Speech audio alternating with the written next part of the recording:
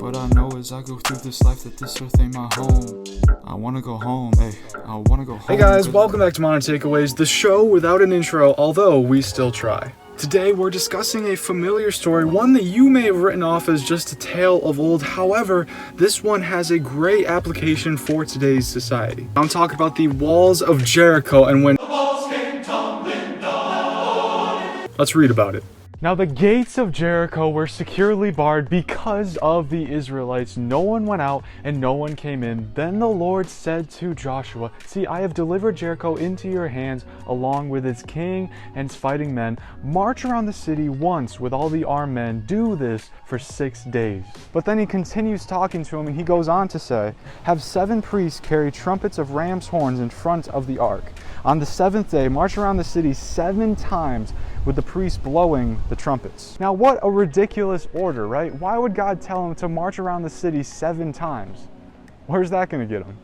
Let's think of this from a military standpoint. You have the army of Israel and the army of Jericho, and usually to win a battle, you have to battle, not go on some kind of peaceful stroll. Now we may know the outcome of this story, but put yourself in the shoes of the soldiers who didn't. Hey, orders just came in. All right, what's the battle plan? We're gonna march around it for a week. And that's it. Can I stress that this makes no sense whatsoever? In fact, the people on top of the walls of Jericho, they weren't even fighting. They got to a point where they were just mocking the Israelites, saying, "What are you doing? What a stupid idea." They were laughing, saying, "Why would you do this?" And to be fair, they had good reason to. Why were they marching around these walls? But then a week of marching every single day passes and it comes to the 7th day. Joshua probably woke up that morning and he said, "God, you said you were going to do something great. It's now or never. We've done as you've commanded. We've walked around and now we're going to walk around 7 times, just as you said." So now is the time, and his heart is probably racing. Lap 1 done, 6 more to go. Lap 2 done. That's the first time that they've done any more than that. Then they go 3, 4, 5, 6. 6 laps done, and now they're on their final lap. The much anticipated potential ending to this long walking saga. But how does it go? Well, let's go back a little bit because God does exactly as he said he would do. And I'm not talking about the promise to deliver Jericho into Joshua's hands. I'm talking about a promise that was made much, much earlier. In fact, what if I told you that I'm talking about a promise that he fulfills that he made at the very beginning of Joshua's leadership career? And we think, why did Joshua have to walk around this wall? Why not fight? Why not do anything except walk around it? But let's backtrack. Just as Moses passed away, Joshua was being called to lead the Israelites, and God gave him a very strange promise. Well, strange wording of a promise. Ready for this? "I will give you every place where you set your foot as I promised Moses." Whoa, why is my head looking so circular? Anyways, he says, "I'm going to give you every place that you set your foot." That's some weird wording, isn't it? He's saying everywhere that you set your foot, I will deliver it into your hands. But here's the interesting part. Here's what I want you guys to think about. What does he tell Joshua to do to the city of Jericho? To walk around it so that his foot would be set all around the city, so that God would then be willing to fulfill his promise. So now let's get back to the story.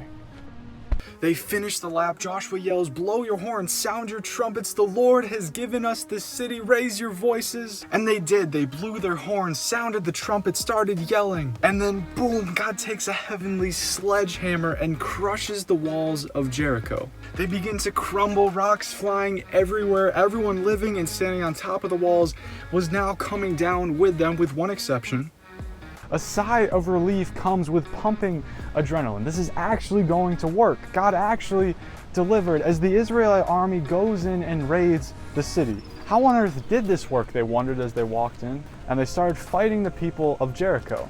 And now picture Joshua, obedient to God's call. Even when everyone criticized him for it, he still obeyed God's orders. And now he watches his army go in on a city that God toppled the walls of. And he can just stand back and watch as God delivered on the promise that he gave Joshua oh so long ago. Now that was a deep dive into the story, but why is this one worthy of being on Modern Takeaways? Because we can learn one very, very important lesson from it.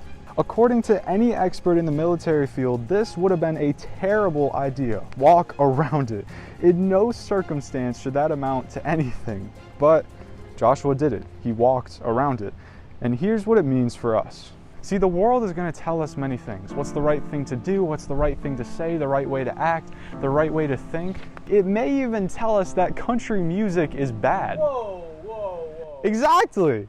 But the story of Joshua gives us a clear message. God's above it. God knows better than the world. He's going to call us to do His will.